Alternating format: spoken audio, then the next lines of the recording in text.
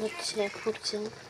রুই মাছে আমি মালাইকারি করছি, টক দই দিয়ে যেভাবে করে মালাইকারি চিংড়ি মাছে, ওটি একটু আলাদা, বাট খেতে খুব সুন্দর হয়, হেভি লাগে।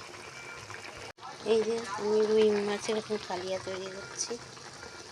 আজকে আমার কালিয়াটা করতে হচ্ছে, ফ্রাইটা আমার অনেক পরিষ্কার হয়েছে, তবে একটু কালি আছে। লাইটটা জ্বালিয়ে হয়েছিল, আমি পেরেছি। পেরিয়ে আজকে ভাবছি রান্না করবো। ডুমুরগুলো দেখতে কি সুন্দর না, ডুমুরের তরকারি করবো। ডুমুর রাত্রিবেলা স্যুপের মতন করে খেলে নাকি বাথরুমের রোগ কমে যায়। আমার মায়ের একটু বাথরুমের রোগ আছে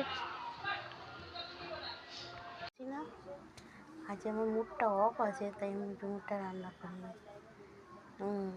কত বড় বড় ডুমুর না, গাছটা হয়েছে বড় বড়, বেশ বড় বড় সাইজের ডুমুর। এই যে আমার কচু গাছ তুলেছি, কবেই তুলেছি। একজন মহিলা বললো নেবে, দোকানদার নিল না, পচে যাচ্ছে, আমার পরিষ্কার করতে হবে।